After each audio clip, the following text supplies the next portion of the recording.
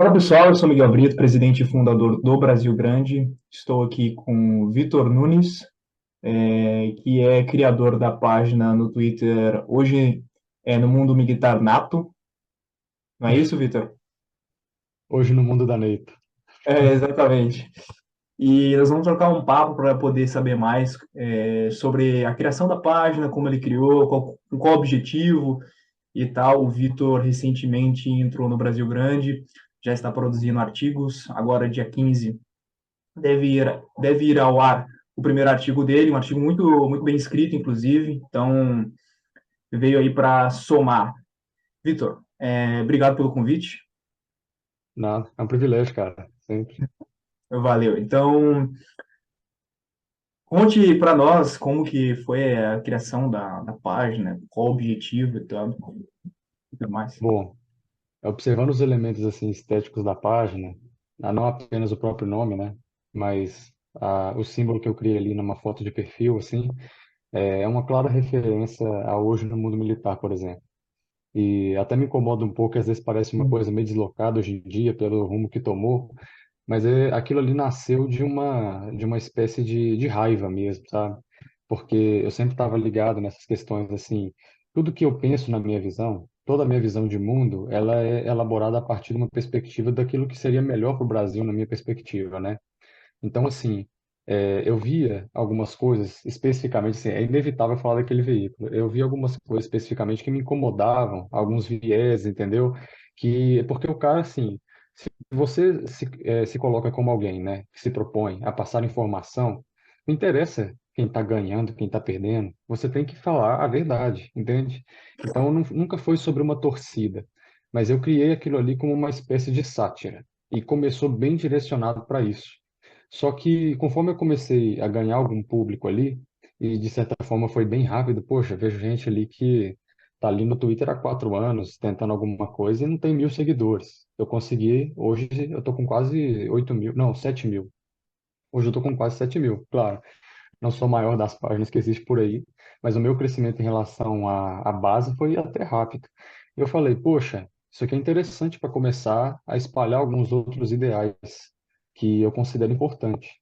Então eu comecei a fazer muitas threads relacionadas a histórias do Brasil, e uma coisa que eu sempre tive como base foi manter uma diversidade ideológica com uma única premissa: amor ao Brasil. Sempre isso. Então, uma coisa notável das pessoas que me seguem, você dá para ver lá que tem todos os tipos. Tem um pai de família conservador, até um comunista disruptivo, mas se me segue, você pode ter certeza, é uma pessoa que tem boas intenções com relação a esse país.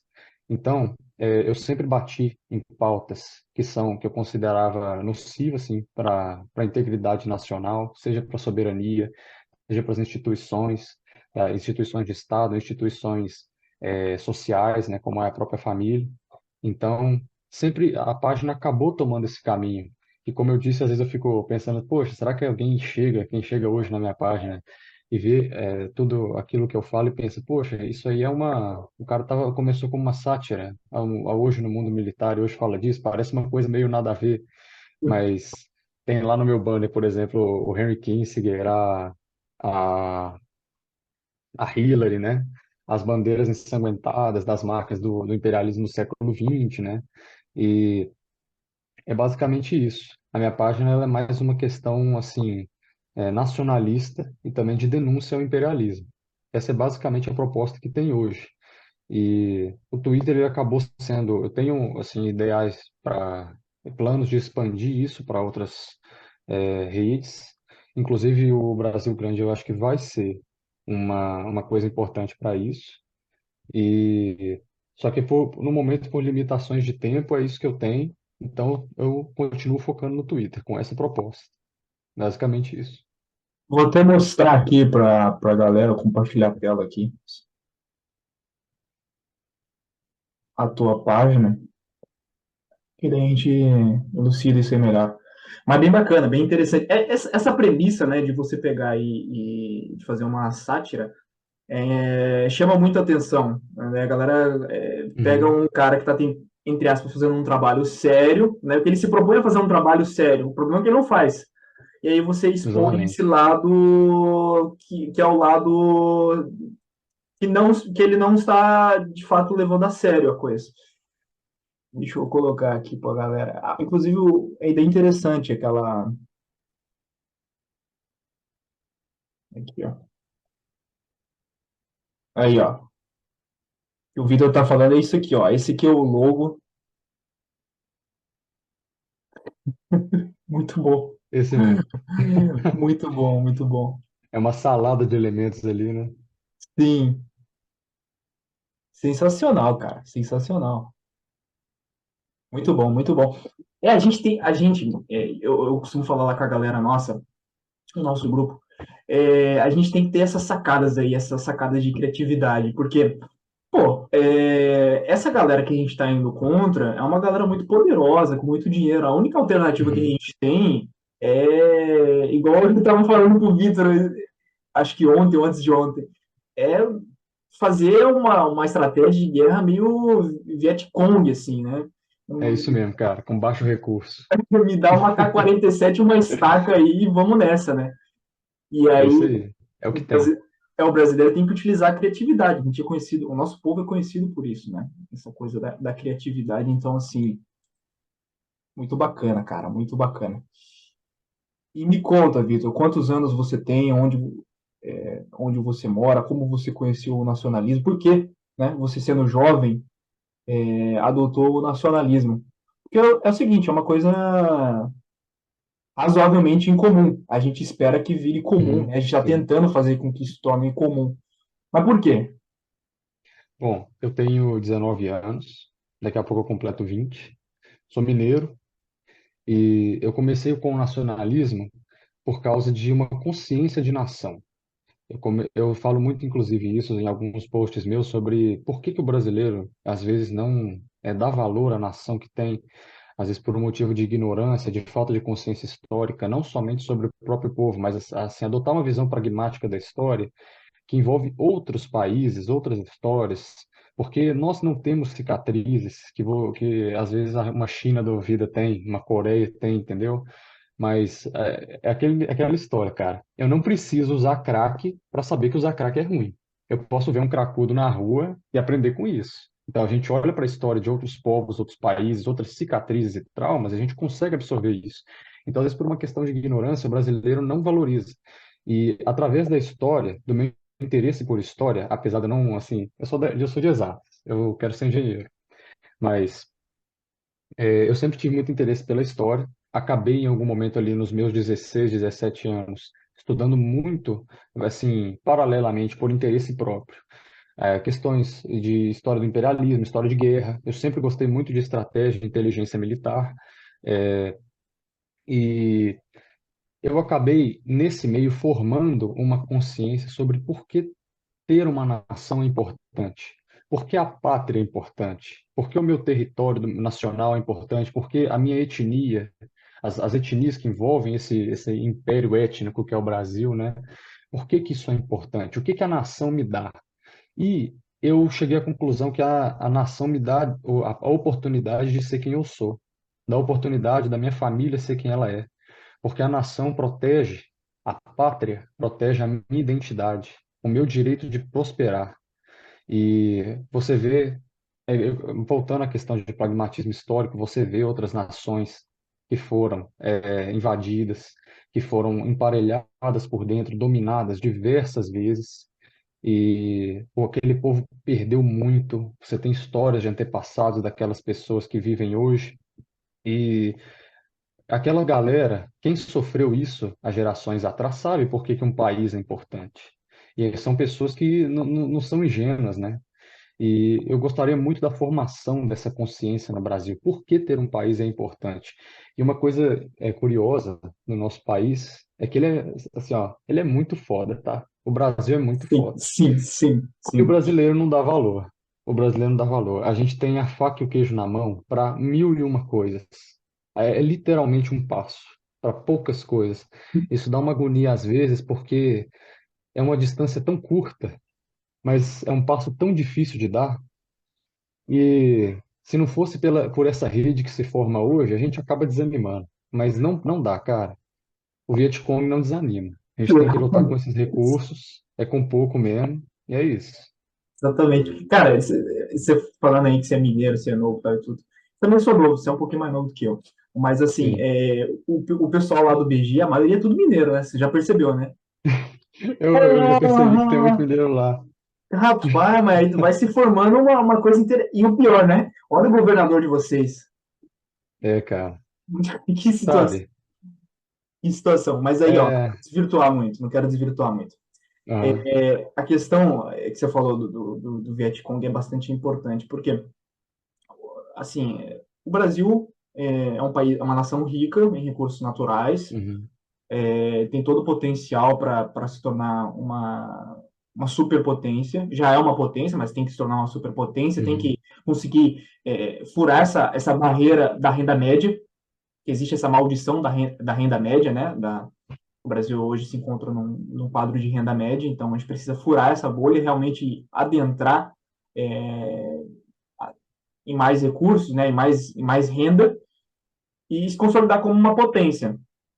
E assim, enquanto a gente não consegue isso, né, adentrar nesse grupo seleto de países ricos que mandam no mundo, a gente tem que se espelhar nos países que são pobres, né, mas mesmo assim conseguiram se organizar, se juntar para poder fazer uma defesa, para esses países imperialistas, países globalistas. E aí a gente vai pegar as histórias que deram certo, né, de resistência. E aí tem o Vietnã, aí você tem, cara, vários países do mundo, ali, Coreia do Norte, cara, você vai Sim. ter países, né, Rússia. Nós colocamos alguns estrangeiros dentro do Brasil Grande, nós colocamos um haitiano e um angolano. E assim, é muito importante esses estrangeiros que a gente colocou dentro do Brasil Grande para mostrar que esses caras, eles estão na batida, cara. Não sei se você percebeu, mas eles talvez sejam os caras que mais comentam naquele grupo. Os caras são Nossa, muito, cara. Eles têm muito uma atividade. garra absurda. É isso que eu falo. Aí, o Haiti, um país, cara, devastado. Aí É o isso cara, aí. aí o Jean Willi, né, que inclusive concedeu para nós uma entrevista recentemente, um papo, morando 9 anos aqui no Brasil, fala português perfeitamente, tem as formações, e é um cara que, velho, muita atividade. Gilberto, mesma Sim. coisa, angolano. Então, os caras, cara, e, e por nada os caras desistem, por nada. E o brasileiro tem muito mais do que esses caras, em termos de Sim. recurso, em termos de criatividade, pegar e fazer, mas mesmo assim a gente não vê. Eu O costumo problema é falar o muito aqui, ó, seguinte, colonial, ó. O colonialismo é aqui. daqui. Exatamente, É, assim, eu tenho inveja da consciência desses caras tendo o que a gente tem na mão. Se esses exatamente. caras tivessem o que o brasileiro tem na mão, eles iriam muito longe. Muito. Ir muito longe. O brasileiro, ele tem um tesouro, só que ele não sabe que ele tem. É esse que é o Exatamente. problema. Sim, sim, sim. E tem uma analogia que ela é engraçada, assim, que fala o seguinte: não adianta nada você dar uma barra de ouro para um macaco. O macaco vai pegar e vai jogar longe. Não estou chamando o brasileiro de macaco, veja bem, poderia ser qualquer outro Aham, animal, porra. é. Eu só estou falando que é o seguinte: se você não tem consciência que uma barra de ouro é uma barra de ouro, você simplesmente vai pegar aquele Sim. troço e jogar longe, né? É só um objeto, cara. É só um Tipo, né? Não dá objeto. valor. Exatamente. Então, é bastante interessante, né? Porque você falou é verdade, a gente está a um passo de conseguir furar essa barreira e realmente explodir. A partir do momento que o brasileiro explodir, acabou, né? E o Brizola falava muito isso, né? Eu não sei se você conhece essa frase do Brizola, que ele falava o seguinte: a partir do momento que o brasileiro se junta para fazer alguma coisa, acabou, explodiu. A coisa É isso explode, aí, cara. É isso aí. entendeu? Então, eu acho que é por aí. Cara, a partir do momento que eu não sei quanto que vai vir, eu não sei se vai vir por agora, eu não sei se eu vou ver isso na minha vida, mas quando essa consciência coletiva se formar aqui dentro, esse país vai explodir, cara, no bom sentido. A Sim, gente vai subir muito rápido, a la China, se não mais. o Alvo falou isso na CPI. Eu não sei se você chegou a ver É, a CPI inteira. Ele pegou e falou assim: essa galera tenta colonizar esse país, tenta sabotar esse país, via imperialismo, globalização, ONGs, departamentos de Estado, porque eles sabem que se isso aqui explodir, não será uma Dinamarca nem uma Suíça, será uma nova Sim. China, será uma nova Rússia, um E, novo Estados inclusive, Unidos. tem aquela frase, eu não sei exatamente onde ele falou isso, mas se eu não me engano, o Harry Kissinger falou isso. Nós não queremos uma nova China abaixo do Equador. O Japão, E ele se refere, só tem, só nós, cara. só nós, só tem nós, cara. Não tem. Só nós. Você vê, o Brasil é o único país de grande porte, de grande população, de grande recurso, grande extensão territorial, que não tem pretensões imperialistas, não tem um projeto de nação, Não não tem um tem. projeto de poder. Né? Uhum. E isso, aí que tá, é isso que, inclusive, faz com que o Brasil seja muito bem visto no sul global. Porque, por exemplo, se um brasileiro chega para conversar com um africano, cara, tranquilo, tapete vermelho. Se chega um americano, ele já sabe, é um americano, é um francês, é um europeu. Agora, se é um Sim. brasileiro, pronto, ele sabe que é um irmão dele, natural, é um parceiro de sul global. Isso é uma coisa excelente, né, cara? Isso é Excelente, uma coisa que é um privilégio nosso, da nossa exatamente, diplomacia, né, da nossa política externa, historicamente, né? exatamente. Isso aí foi um pouco danificado nos últimos anos, mas enfim, eu acho que será Uhum. retomado, precisa ser retomado. E outros países também que têm esse privilégio, que conseguiram construir esse privilégio, é a China e a Rússia. Porém, o Brasil sempre foi esse líder do sul global natural, mas devido à nossa falta de projeto mesmo, de fazer isso, Uhum. de ser essa liderança, acabou que a China e a Rússia tomaram frente. Hoje também tem muito a questão do Irã, né? O Irã também está tentando ajudar bastante. Mas, assim, o Brasil sempre foi esse cara, sempre foi esse país que teve essa liderança natural. Então, assim, é questão de consciência mesmo. É uma questão de consciência. A gente precisa largar esse vira-latismo, acreditar que a gente pode Uhum. fazer. Né? Uma coisa que atrapalha muito esse projeto, né, de fazer algo mais para frente é que o brasileiro está muito preocupado em questões de sobrevivência. Então, acaba vendendo muito almoço Sim. para comprar janta, esse tipo de coisa, né, assim. Mas, cara, é questão de consciência, né, cara? É questão de consciência. Você via lá É, os eu vietnamitas. lembrei, se eu não me engano, você conhece a Hannah Arendt, acho que esse é o nome dela. É Hum, uma, é uma autora alemã, se eu não me engano, judia. Ela se refugiou depois no período da Segunda Guerra nos Estados Unidos. E eu acho que uma certa vez ela disse uma coisa, que é o seguinte: a primeira coisa que o ser humano precisa é atender suas necessidades básicas de sobrevivência. A partir do momento em que ele faz isso, o potencial dele pode ser explorado para outras coisas, né? Então, assim, eu acho que o primeiro passo para formar essa consciência no brasileiro é a gente conseguir atingir uma estabilidade social e econômica favorável a esse progresso, né? Porque, você está falando de uma coisa muito interessante que se chama pirâmide, hum, se não me falha a memória, de Maslow. acho que é isso mesmo. Acho Tem que é a ver isso com aí isso, sim. mesmo. Eu peguei um conceito da Hannah Arendt, se eu não me engano, ela não fala exatamente sobre essa pirâmide, mas tem a ver com isso. Vamos mostrar aqui, vai. Já estamos aqui mesmo.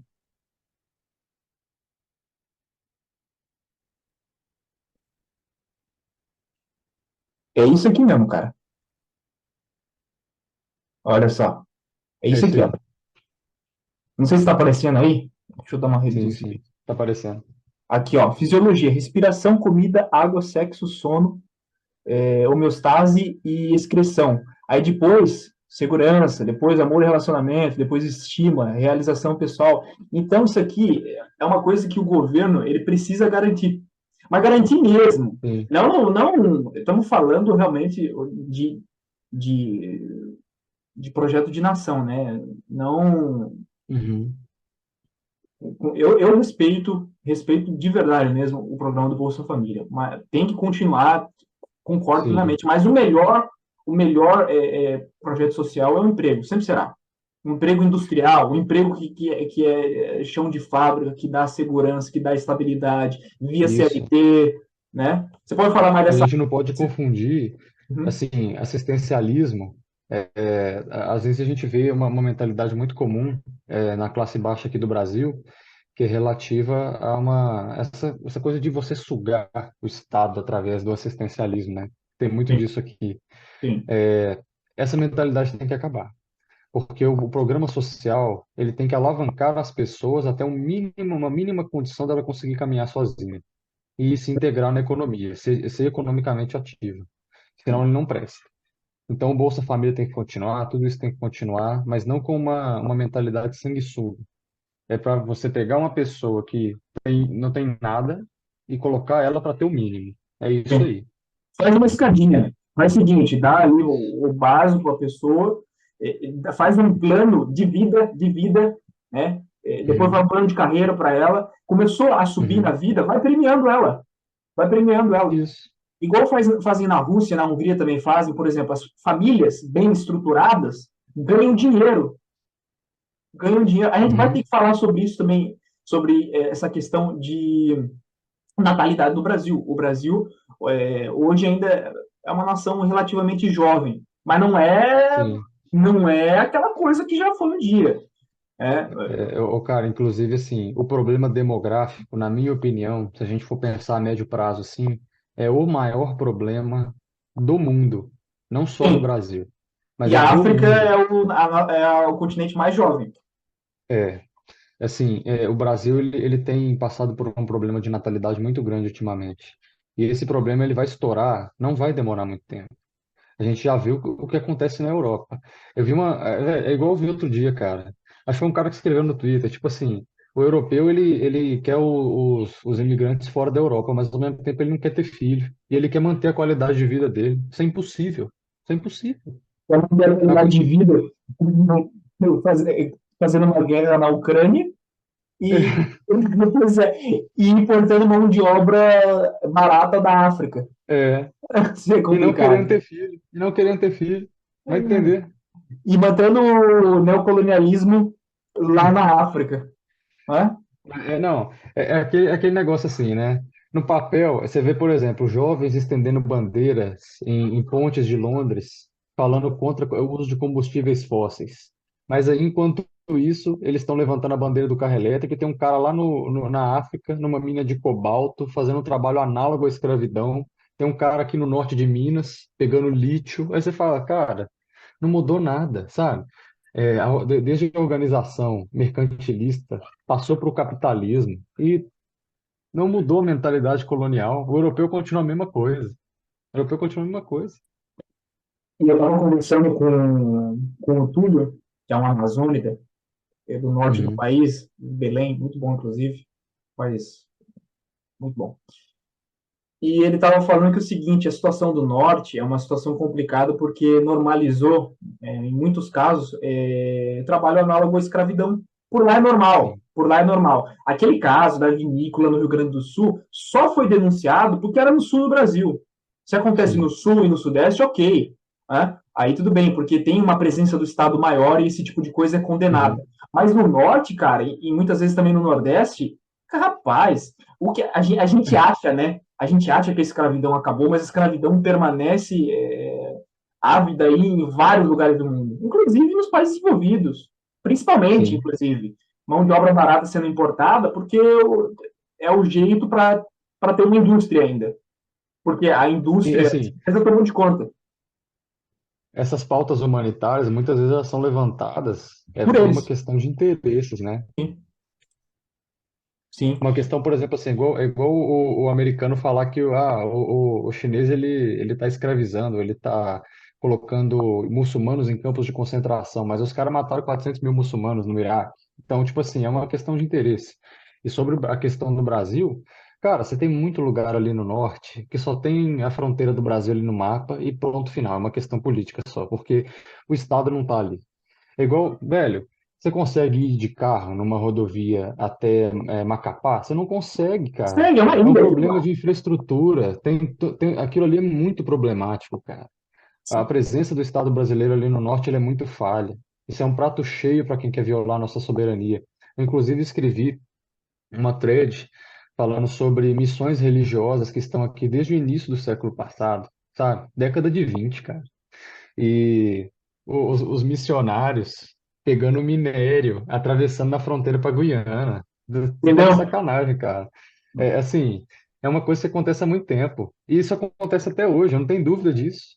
Pegando minério. Aí você pega, por exemplo, a questão indígena, é, mineração garimpo clandestino. Quem que faz essa demanda? É brasileiro? Esses metais ficam aqui? Não fica, cara. Não fica. É dupla exploração. É cotado em A dólar. gente tem que trabalhar na colonização do norte, do centro-oeste e trabalhar em infraestrutura. E é claro, a gente tem que preservar a nossa Amazônia, o nosso meio ambiente, mas preservar de verdade. Sim, Não é colocar uma pauta escusa dessa aí, uma coisa completamente corrompida por interesses externos, porque a gente sabe que quem tem um mínimo de maldade sabe que quando essas forças externas vêm falar de ecologia, ambientalismo, eles não querem isso de fato, entendeu? Eles não querem isso de fato. sim, tem que ser uma pauta séria, uma pauta sem demagogia, uma Sim, pauta nacional, sim, brasileira. Vamos falar de preservação? uhum, Vamos, a gente quer preservar a Amazônia e a claro, gente quer explorar ela também, entendeu? Porque é sim. direito nosso, todos os países do norte exploraram, não tem um. Eles falam tanto de preservação da Amazônia, mas não tem uma floresta. Aí os Estados Exatamente. Unidos falam da China, da escravidão dos árabes, mas mataram vários árabes. São coisas assim, são Ó, contradições que não são o, levadas à tona. o Brasil não pode explorar petróleo a 500 quilômetros da costa no litoral norte, mas a Noruega pode botar centenas de bases onde ela quiser. E a Noruega está enfiando dinheiro numa ONG que está falando para mim, que sou brasileiro, que eu não posso explorar o petróleo a 500 quilômetros da costa. Aí, assim, Entendeu? e só não enxerga quem não quer. Só não enxerga quem não quer. Agora teve a notícia aí que deixou todo mundo estarrecido da mineradora canadense. Sim, Então, pois é. e é todo dia, toda semana, entendeu? É a todo momento, a Uhum. todo instante. E o engraçado, né, cara? Esses caras, eles estão explorando a Amazônia, estão dilapidando o nosso recurso, a nossa soberania, mas o Brasil ainda permanece sendo riquíssimo, riquíssimo. Riquíssimo. É inesgotável, parece, sabe? Porque os caras fazem tanto isso que eu fico falando, cara, uma hora vai acabar isso aí, uma hora vai acabar, mas sabe, é impressionante as dimensões do nosso país. É um continente, é maior que a Europa toda. Se a gente, cara, se a gente pudesse, mas você imagina, o que a gente poderia fazer se a gente concentrasse todos os procedimentos industriais para trabalhar esses recursos, para valorizar o nosso produto? Que isso, cara? É assim, é favorável para muitas pessoas, não só lá fora, mas daqui de dentro também, que a gente continue sendo um eterno fazendão, um Sim, exportador de matéria-prima, entendeu? E a gente não tem que ser exportador de matéria-prima para comprar mais caro ou para que outros países lucrem mais em cima daquilo que veio daqui. A gente tem que processar isso aqui. A sim, gente tem que pegar essa soja, fazer produto brasileiro com essa soja e mandar, aí sim mandar para fora. O excedente você manda para fora. Tem que pegar o petróleo, fazer a mesma coisa, tudo, é tudo. É produção agrícola, produção de eletrônicos, produção de tudo. Eu tava vendo outro dia, por exemplo, que aqui no Brasil, se eu não me engano, no governo do João Figueiredo, eles estavam tentando criar um polo de informática em São Paulo. Eu não sei se você tem noção, mas tem uma parte ali, tem uma parte em São Paulo, e eu acho que tem uma parte em Curitiba. Eu acho que é onde fica em Curitiba, aquele colégio positivo. Ali seria um polo de informática do Brasil, um dos polos. Só que quando teve abertura comercial nessa entrada do neoliberalismo, ali nos anos 90 aqui, é, a gente sabe como é que funciona. As multinacionais de tecnologia patrocinaram políticos aqui dentro e aquilo ali foi para o saco, sabe? sim. É basicamente assim, acabar com a iniciativa nacional e abrir o mercado para eles. E esse é o grande problema, né? Que a gente discute sobre essas questões liberais, porque elas acabam tudo aqui dentro. Quando o Adam Smith estava pensando nas ideias dele, você não tinha uma configuração de monopólios e oligopólios que tem hoje. E se você abre a estrada para eles, eles saem devastando tudo que tem dentro desse país. Nossos polos de informática, aqui, os nossos parques industriais, ali no final do regime militar, eles eram muito mais potentes que hoje. A gente perdeu capacidade. Quem me dera se a gente tivesse pelo menos mantido. A gente perdeu capacidade, cara. Sabe? O Tinha Brasil foi 28%, desconstruído. né? Tinha 28% do Sim, PIB industrial, que é mais ou menos o isso PIB, aí. O PIB de Santa Catarina, industrial, é mais ou menos por isso daí, Vitor. Uhum. É uma média muito boa. Se a gente tivesse mantido isso daí, cara, a gente era a potência da potência Poxa, da potência. Tá doido. Crescia 10%, meu amigo. Era brincadeira o que a gente crescia no. É isso que eu falo, né, cara? Há pouco tempo atrás, algumas décadas atrás, isso aqui era a China. era, Entendeu? era. Esse que é o complicado, esse que é o duro de aceitar. Esse que é o duro de aceitar. É, a gente foi dilapidado, realmente. Os nossos vizinhos aqui também, a Argentina, eram riquíssimos. Então, você vê a estratégia é a mesma. Uhum. A É a estratégia é mesma. a mesma. Né? Tem, Falamos. tem inclusive, tem uma imagem, cara, eu sempre busquei essa imagem, nunca consegui achá-la mais. Acho que ela está num livro, inclusive é um livro argentino. É, um pouco antes do Perón sair do poder, estava acontecendo umas manifestações da oposição, cheio de bandeira americana levantada, assim. Aí fala, cara, eu conheço essa história, eu já vi ela aqui dentro, sabe? Aí eu não quero vê-la se repetir aqui dentro do meu país, entendeu? Assim, poxa, cara, a Argentina é um grande exemplo. A economia argentina ela já foi mais sólida que a do Brasil. E hoje não chega nem perto. Os Nem perto, cara. 50% da América do Sul de riqueza, né, de PIB, é o Sim. Brasil. Só que na época que a Uhum. Argentina era potência e era esse país rico, esse percentual, se não me engano, era até maior. Acho que era 60, Sim. 65% de toda a Uhum. riqueza da América do Sul. Então era Sim. impressionante. A Argentina chegou a ser acho que o segundo ou terceiro país mais rico do mundo. É impressionante. Agora você falou uma coisa, já está finalizando aqui o tempo, eu quero falar sobre isso. Uhum. Você falou sobre agregar, né, a produtos. O Brasil, ele, cara, beleza, a gente quer realmente que o Brasil produza a questão tecnológica, né? Mas só da gente pegar alguns exemplos simples de maior complexidade já faz o PIB andar, já aumenta o crescimento. Eu vou dar um exemplo. Já. Questão do cacau e do chocolate. A gente exporta o cacau para a Suíça faz o chocolate e o chocolate vem para cá. É um exemplo simples. Uhum. Queijo, vinho, essas coisas assim. Já que o Brasil é uma potência no agronegócio, se a gente criar uma indústria em torno do agro, pronto, já vai aumentar a Sim. complexidade, já É vai isso, aumentar cara. É emprego, isso. entendeu? Ok, a gente Uhum. quer realmente ter o celular brasileiro, uma Uhum. montadora brasileira, é um passo, mas primeiro talvez seja esse passo aqui. Já Sim. terá um grande passo, sem dúvidas alguma. Para tornar essas partes mais complexas rentáveis, a gente precisa começar com aquilo que a gente já tem. Isso é Sim. fato, né? Então não é meter o louco e falar, vamos expulsar as montadoras estrangeiras É, daqui do nada não, e tal. Isso aí já é idiotice também, não é sim, uma coisa imprudente. sim, concordo plenamente. E até porque é o seguinte, você precisa que o brasileiro fure um pouco essa questão da renda média, até mesmo, porque, pô, beleza, a gente vai produzir um carro aqui no Brasil, certo? Mas a Uhum. maioria da população tem nem dinheiro para comprar carro. Sim, Sim, vai financiar, não sei quantas vezes, financiando em quantas vezes você está dando carro para o banco. sim. Um é para a indústria nacional e o outro é para o banco. Sendo que o que é para a Uhum. indústria nacional, meu amigo, não é 100% que vai para a indústria nacional. Você tem ali os salários, que é digno, claro, você tem os impostos, você tem a matéria-prima, Uhum. você tem isso, aquilo. Então, assim, não adianta nada também. A gente tem que fazer com que o povo brasileiro também acenda um pouco, e um passo interessante é isso que a gente está comentando aqui.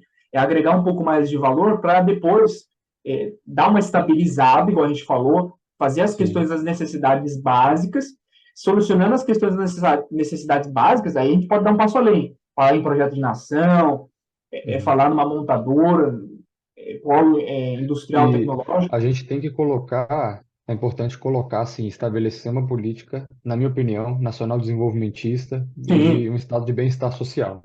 sim. Porque o Estado, ele é o motor do desenvolvimento. Ele direciona isso. Cara, a organização da China, eu não estou falando aspecto ideológico, estou falando assim, a organização do Estado para o desenvolvimento. Ela é muito parecida com o que a gente conservou aqui de Vargas até o final do regime militar. Ela é muito Uhum. parecida. Sim. O Estado, a iniciativa privada está ali. Ela existe, não é para acabar com a iniciativa privada, mas o Estado, ele guia a iniciativa privada. Ele fala assim, ó, vá nessa direção, vá naquela direção. Não é é diferente de uma democracia liberal, onde você tem monopólios dando cartada, bilionários dando cartada, né? Então, assim, por exemplo, quando a gente, você vê muita gente que defende esse tipo de coisa, fala, ah, não, mas os Estados Unidos, por que que a indústria de defesa dos Estados Unidos é o que é? Quem financiou o crescimento dela? Estado. Quem fez as obras de interligação dos grandes lagos ali entre os Estados Unidos e o Canadá, que fez com que a indústria de Ohio pudesse ter uma exportação muito maior ali para o Atlântico? Quem que fez as ferrovias com concessão e tal? Foi tudo o Estado, meu amigo. Foi tudo o Estado. O Estado investe em ciência, em tecnologia. Não estou dizendo que o privado também não pode fazer, mas o Estado ele é o grande motor disso. Então, cara, você vê, por exemplo, a Petrobras, a gente fala, vê um pessoal falar, ah, não, porque estatal tem que dar lucro. Não, cara. A Petrobras ela era muito mais que uma petroleira. Ok, ela tinha um monopólio do nosso recurso natural, que é o petróleo e o gás e tudo mais. Hoje já não tem mais, né? Mas, poxa, cara, a Petrobras fez o Atlantis. A Petrobras foi pioneira no mundo na tecnologia de perfuração ali na plataforma do mar, né, cara, ali dos oceanos. Inclusive, nós temos o privilégio de ter muitos quilômetros ali na faixa litorânea que ainda é território nacional para explorar, sabe? E aí você fala, cara, você vai reduzir a estatal a uma empresa como qualquer outra e falar assim, não, isso aí não dá lucro. É igual você ver liberar falando, não, porque a Petrobras não deu lucro de não sei quanto, a Vale isso, a Eletrobras aquilo, cara, não serve para isso. É uma questão de ato administrativo, é favorecer os interesses do nosso país e nada mais. Cara, essas empresas, elas geraram tecnologia para o nosso país, Vitor, não, sabe? não te interrompendo, rapidinho. É que vai acabar o Uhum. tempo aqui. Vamos fazer uma parte 2. Vamos fazer uma parte 2 aqui. Beleza. A gente volta no segundo bloco.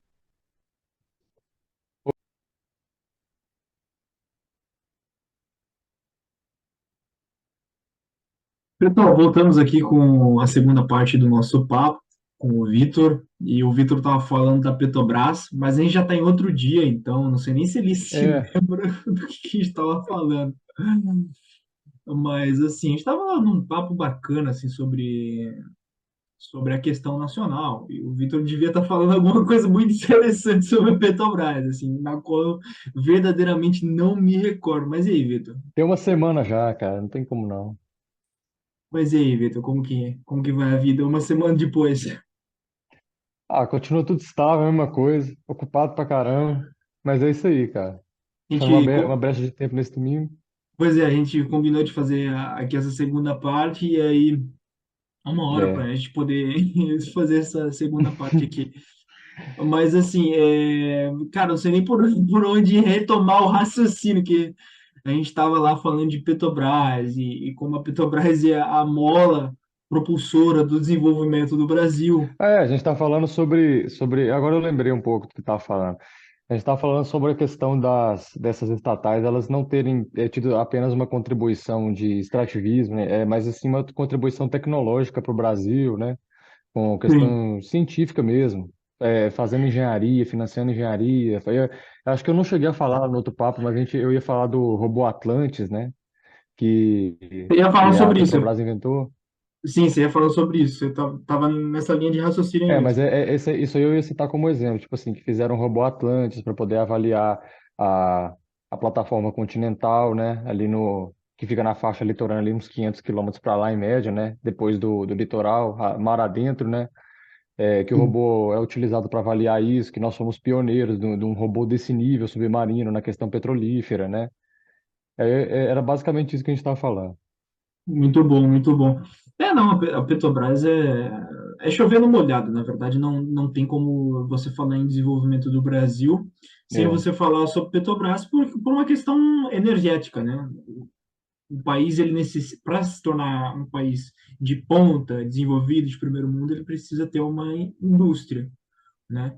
E tendo uma indústria, ele precisa ter energia barata. E como que o Brasil vai ter energia barata com a Petrobras? Precisa necessariamente ser com a Petrobras.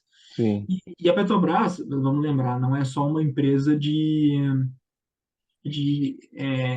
exploração e de refino de petróleo. É uma empresa que abrange outras coisas também. Né?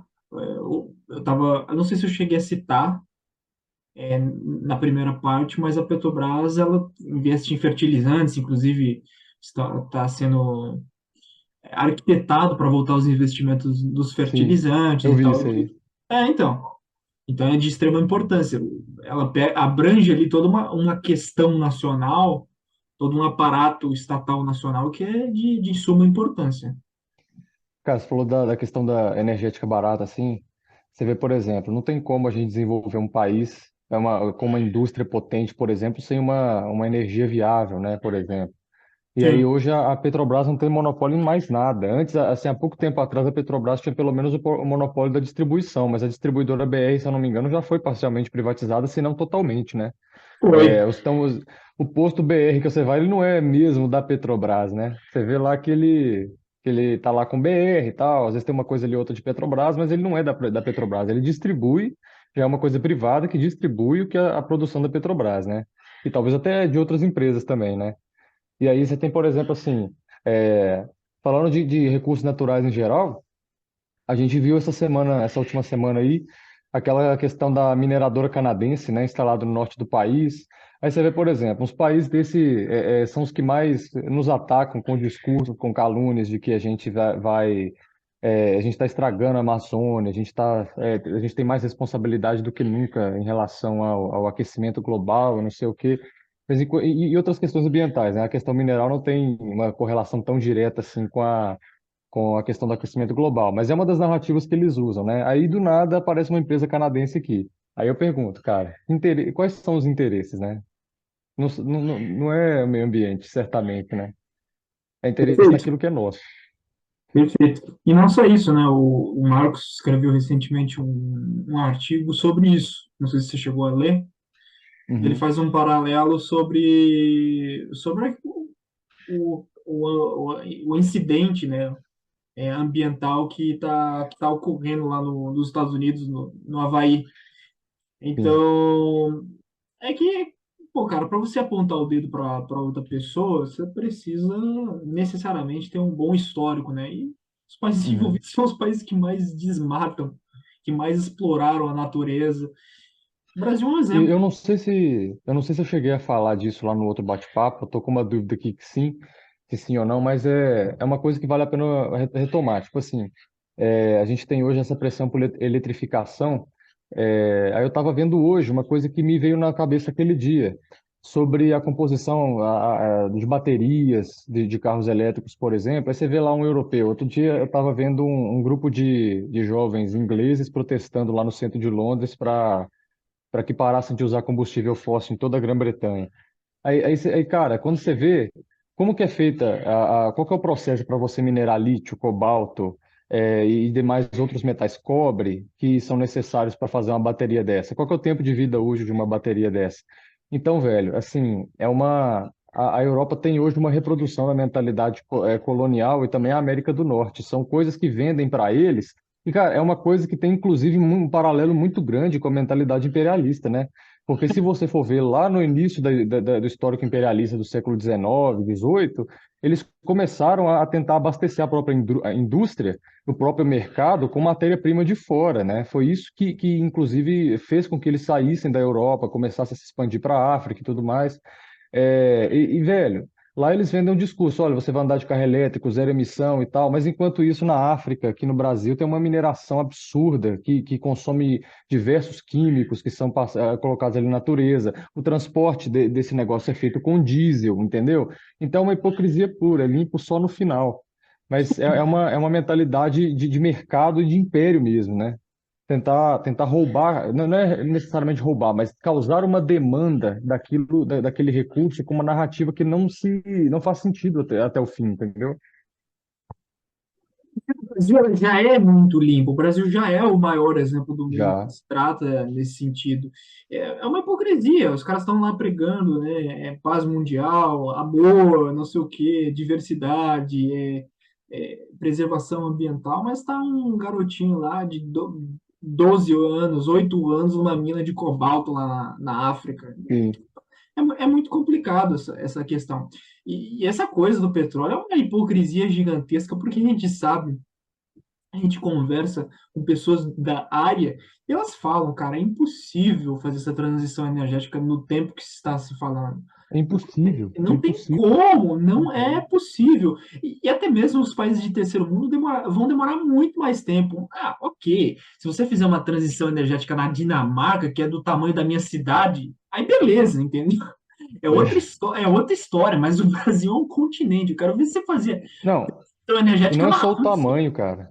nos Não é Estados só o Unidos. tamanho do Brasil, cara. É porque nós somos países emergentes também, né? Então, Sim, tipo o assim, custo é velho, muito alto para fazer isso. vamos falar, o que que a Inglaterra fez até hoje, desde, desde a primeira Revolução Industrial? Quanto carbono que ela jogou na atmosfera, entre outras coisas, velho? Putz, assim, não, sem falar que existem hoje as tais cotas de carbono, né? E esses países compram as nossas, porque a gente não gasta tudo. Eles compram as nossas cotas.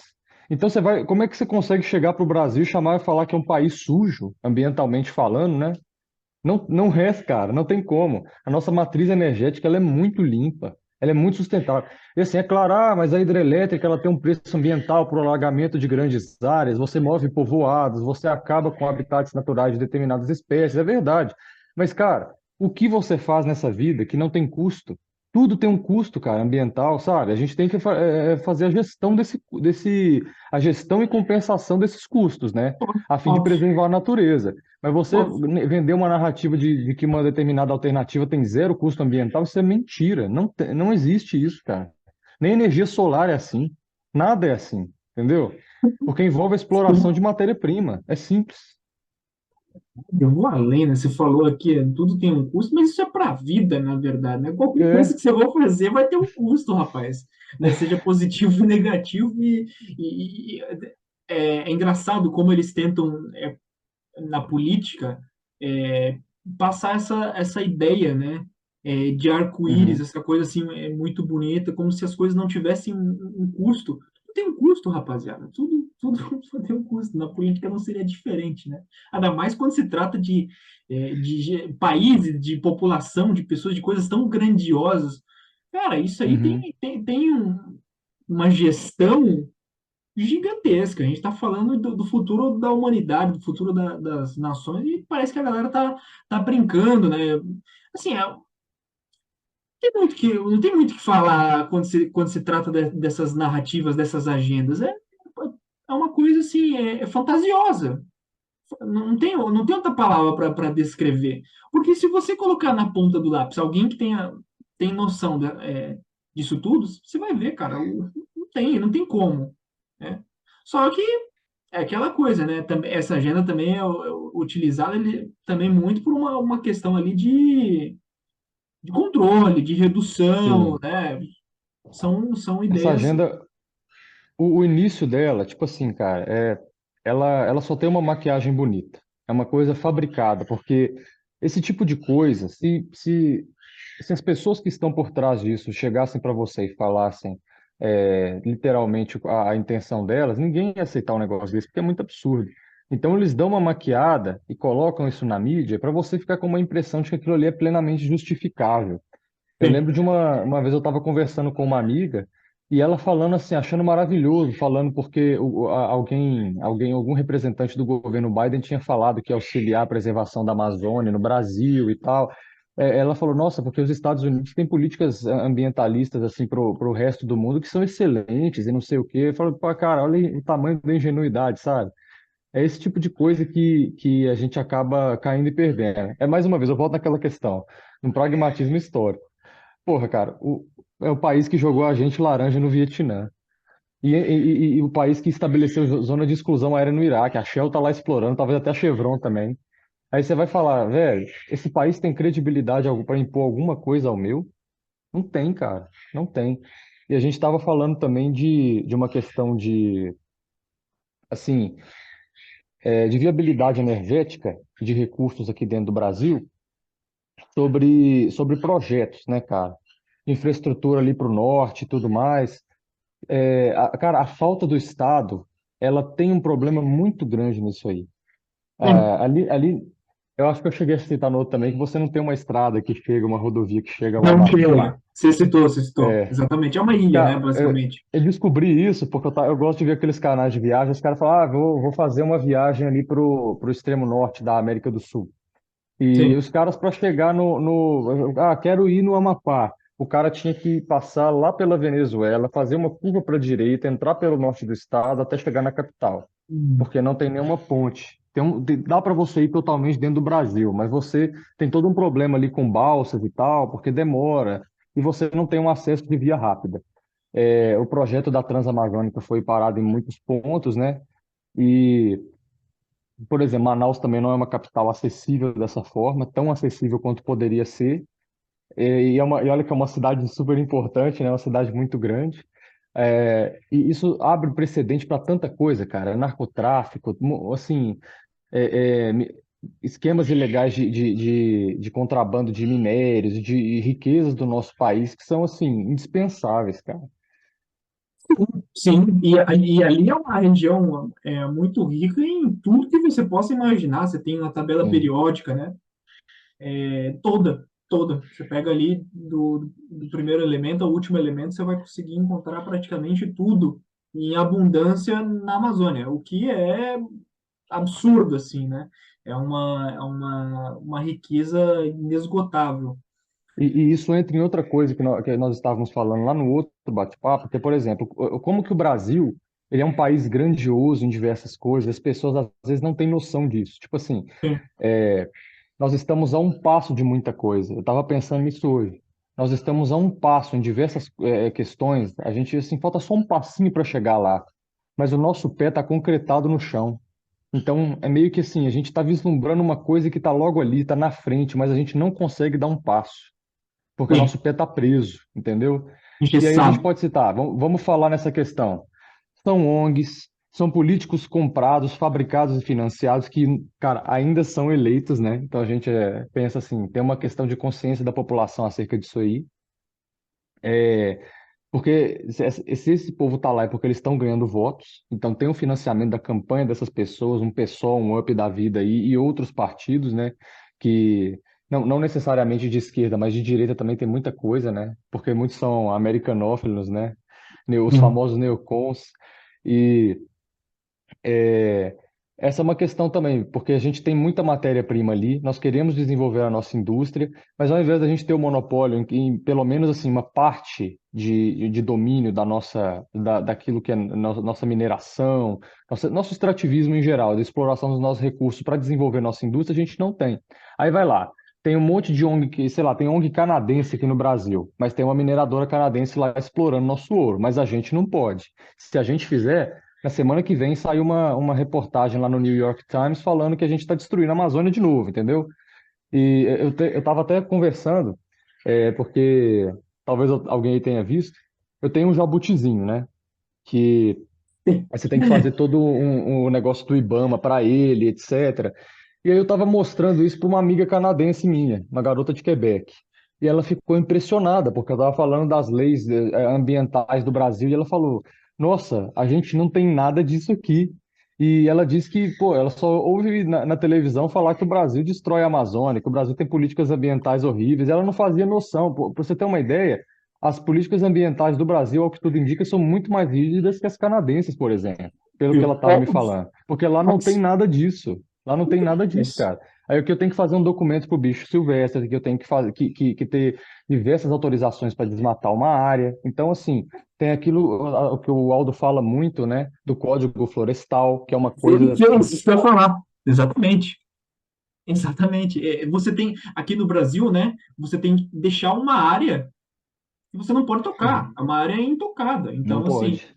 exatamente. Então, é uma coisa que não existe em outros lugares do mundo, né? Não Uhum. existe. Na CPI das ONGs, o Aldo falou muita coisa a respeito do que a gente está conversando aqui. E ele falou que teve um. Mas não vou lembrar agora, né? Exatamente, assim, os termos corretos e tal.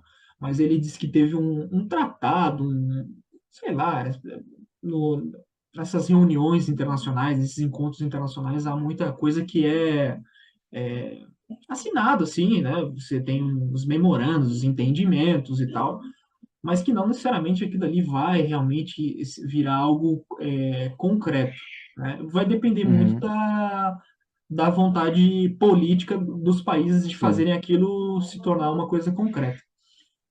E aí se escreveu uma coisa nesse sentido, né? E basicamente eram os países envolvidos falando para Congo, Indonésia e Brasil, né?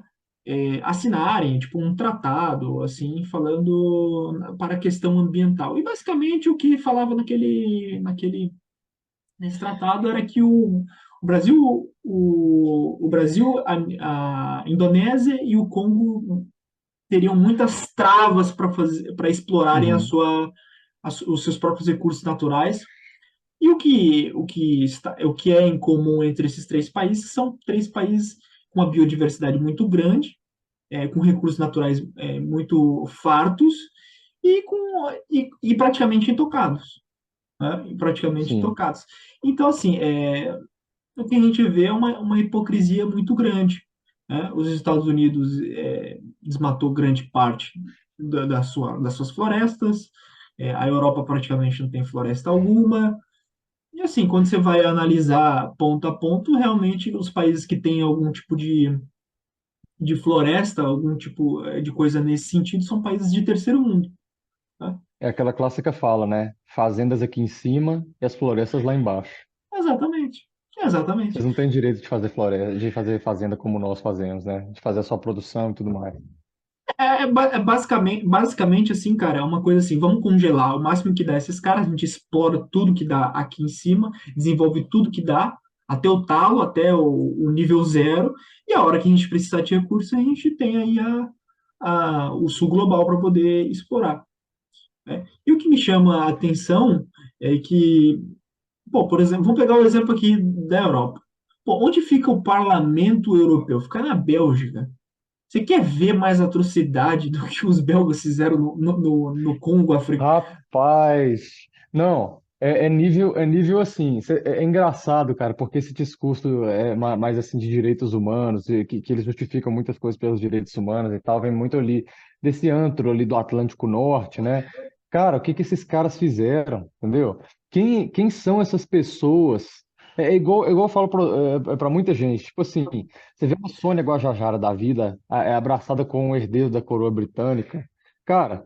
Como que o indígena é capaz de fazer esse tipo de associação, né? Um indígena legítimo, de verdade, não fabricado, não comprado, pode fazer esse tipo de associação. O que que o Império Britânico fez com populações nativas aí no mundo, cara?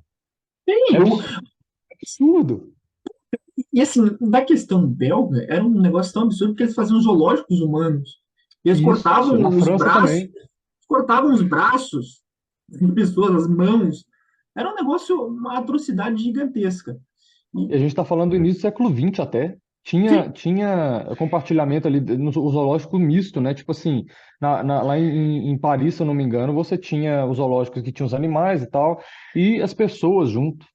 Você tinha lá os exóticos, né? Os exóticos africanos e até exóticos da Ásia Central, né? Ficavam lá expostos. Velho, imagina, porque é você tratar uma pessoa como se ela fosse num recinto mesmo, colocar um pote ali para ela comer igual um cachorro, um pote com água para ela tomar água também. e Era literalmente. sabe o que é o mais bizarro? A gente está falando aqui de hipocrisia, seja ela ambiental, seja de direitos humanos, mas isso continua ainda vigente, ô Vitor, porque, por exemplo, eu fui conversar com o Sérgio, que é o nosso colega aí de Brasil Grande, que é um amazônida, que é um indígena, que mora em reserva indígena. Os caras querem preservar a cultura deles. Querem sim, eles Uhum. querem continuar falando a língua própria deles, eles querem ainda continuar morando, mas querem ter acesso quando eles quiserem à cidade, é, vestem roupa normal, vestem roupas normais, né? É, e é isso, cara.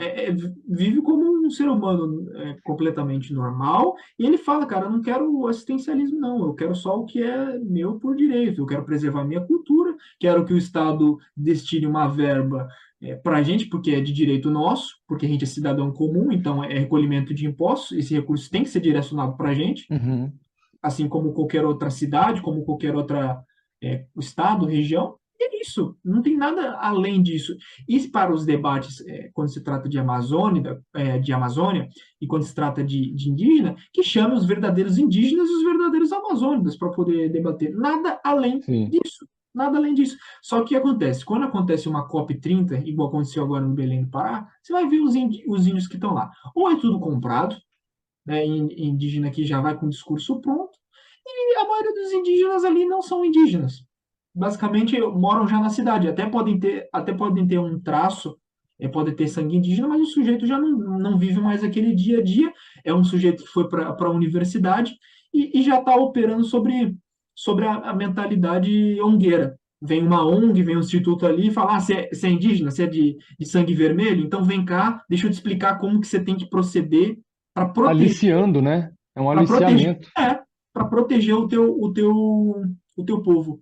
Então, assim, não é a gente, o Miguel, o Vitor, o Ongueiro, o presidente da República, o governador, o prefeito, que tem que chegar lá para o Sérgio, né, que é o indígena, e falar o que ele deve pensar, como ele deve agir. Ele que tem que vir aqui para a gente Ele que determina isso, do isso, jeito, e com a cultura dele.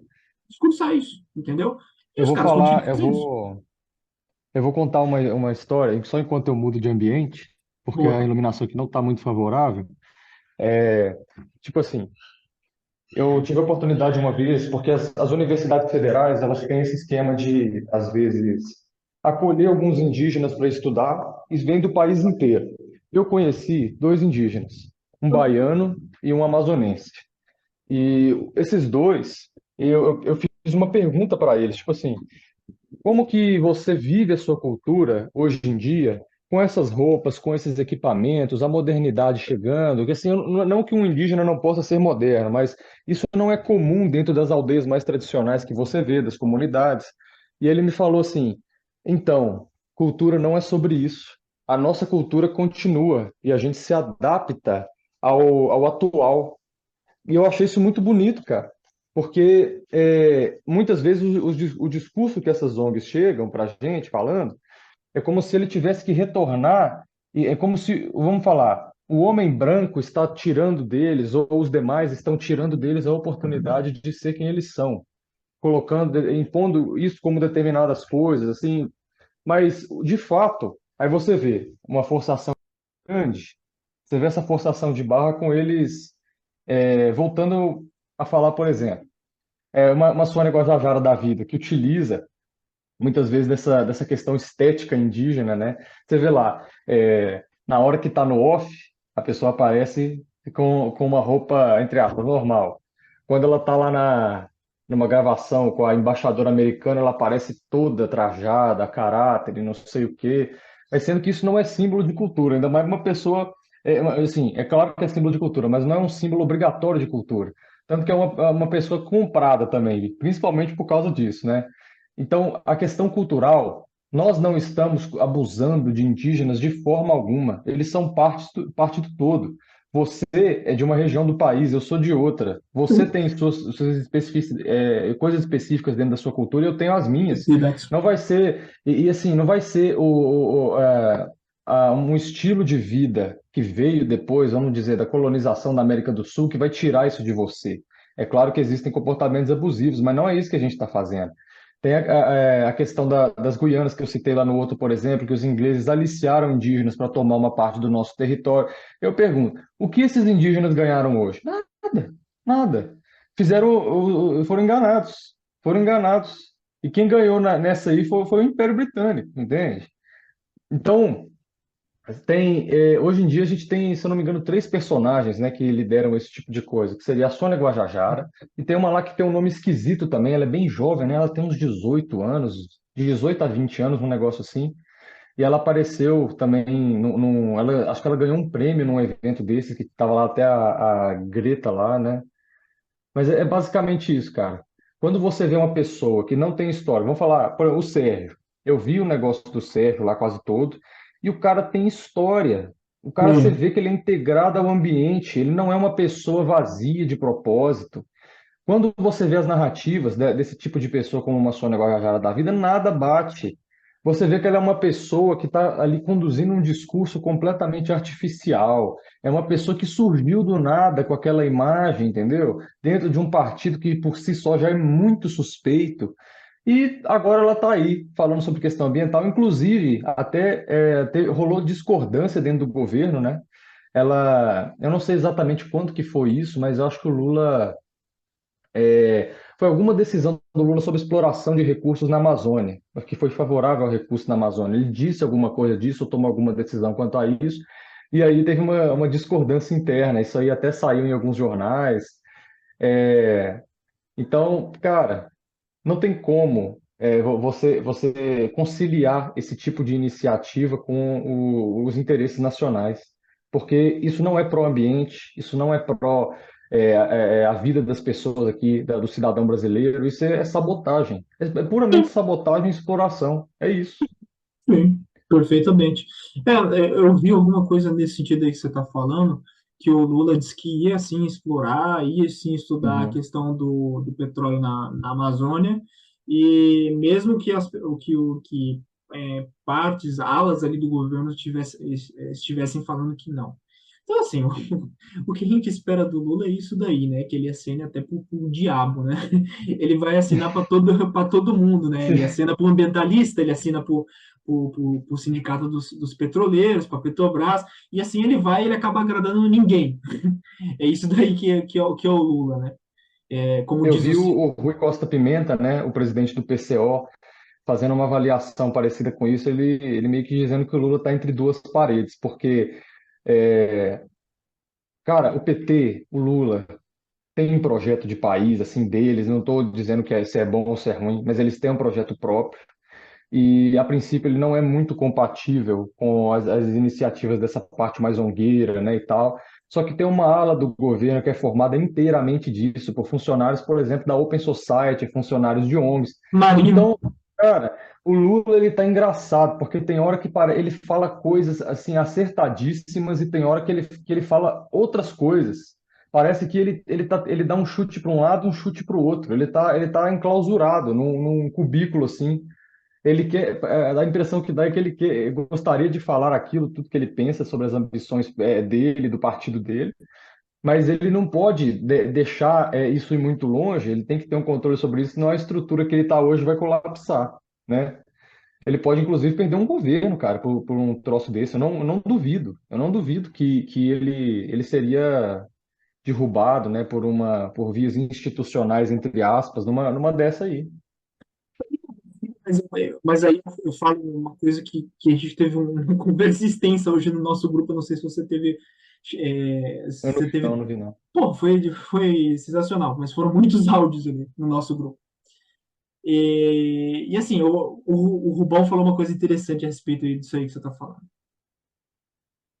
Uma pessoa, ele falando a mesma coisa que eu estou falando aqui, né? Que um estadista, um político, ele necessita ter coragem, né? Sim. E aí muita gente, a militância ali do PT chegou pro Rubão e falou para ele, tá, mas se ele fizer isso aí que você está falando, ele vai ser derrubado, as forças maiores vão derrubar ele. Aí o Rubão pegou e falou assim, meu camarada, ok, só que assim, se fosse para ele não fazer nada, ele que ficasse no sofá dele. Ele se Sim. saiu de casa, né? Saiu do sofá dele e isso, né? Quis chegar na presidência, Tem, tinha popularidade para isso, conseguiu. Ele tem que agora arcar, né? Agora ele está numa posição exposta, né? Uma posição vamos de relembrar, pode relembrar a história do Hugo Chaves, cara, é, 2002, é, sabe? é o que Porque, eu te falei lá no grupo. beleza, o Hugo Chaves teve, assim, o Hugo Chaves e o Maduro, eles têm uma parcela de culpa naquilo que aconteceu com a Venezuela, eles não são completamente culpados, mas ali ocorreram muitas ingerências, assim, dentro do que eles gostariam de fazer, né? Principalmente quanto à diversificação da economia venezuelana, mas essa questão de ser altivo, de ter atitude e tal, isso é uma coisa que o Chaves tinha muito, cara. Para você ver, ele foi tão ousado que quando ele foi eleito, ele cumpriu a promessa dele de nacionalizar a exploração do petróleo completamente, nacionalizou as reservas, e a estatal venezuelana lá, que eu esqueci o nome, que ia ser responsável por explorar, só que ele não diversificou a economia primeiro. Mas, enfim, o tio Sam não ficou feliz com isso, cooptou alguns militares lá dentro que tiraram o Chaves da presidência à força. O povo ficou maluco. O povo foi para a rua. Porque, velho, o governante que tem vontade, o Ele governante faz. Isso. que bota o facão na mesa e fala, velho, a gente vai fazer isso. Ele tem a proeza da imagem. Se esse cara for morto, ele vai ser martirizado. Se esse cara for realmente tirado do poder definitivamente, ele vai ser martirizado. Independente do que acontece, isso sempre tem um benefício. Se o cara vai ou Não, não ficar lá, a coragem, ela sempre traz um benefício. É uma construção. sensacional. Sensacional. É Porque isso, exatamente. isso trabalha na consciência coletiva das pessoas. Cara, você vai lá na Venezuela, tem mural do Chaves para todo lado. Você vai em Caracas, por exemplo, você vê um muro lá, aí tem lá, Viva Chaves e tal, com a imagem do lá, Eterno Comandante. Então, o povo, aquilo ali é uma simbologia muito forte para o povo, cara. O Chaves já morreu, mas a simbologia as questões nacionais, as pautas nacionais que ele trouxe, tiveram essa força. E é isso que falta aqui também, né? Isso que às vezes falta nesse governo, faltou no governo passado, faltou em muitos outros governos, né? Essa é a diferença do Chaves pro Lula. O Chaves pegou e foi tratar o câncer dele em Cuba. Então ele realmente acreditava nisso tudo. O Lula não. Sim. O Lula não. O Lula nunca. Assim, ó, eu respeito quem acredita que o Lula é um nacionalista, Uhum. tá? Não quero criar mais divisão na sociedade brasileira, mas com todo respeito, eu não acredito realmente que o Lula seja um nacionalista. Muito pelo contrário, eu acho que ele fala uma coisa e faz outra. Eu acho que ele acena para os dois lados e acaba não acenando para nenhum lado. Aliás, ele acena para um lado, né? Que é o lado errado da história, que é o lado Ultimamente tá complicado isso aí. atlanticista, né?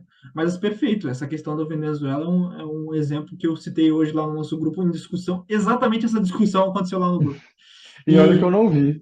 pois é, e uma coisa que eu falei, né? Eu falei assim, se o Lula quisesse, ele faria mais do que ele está fazendo. E eu digo o porquê. O Boric, que é um identitário, tem uma aprovação Uhum. muito menor do que o Lula, foi lá e estatizou reservas de lítio, tá? No Chile. Não só ele, mas o Arce na Bolívia e o Obrador no México. Então, não me venha dizer que é uma questão de popularidade, que é isso, aquilo. Não. Se ele quisesse fazer mais do que ele está fazendo, ele faria. Ele faria.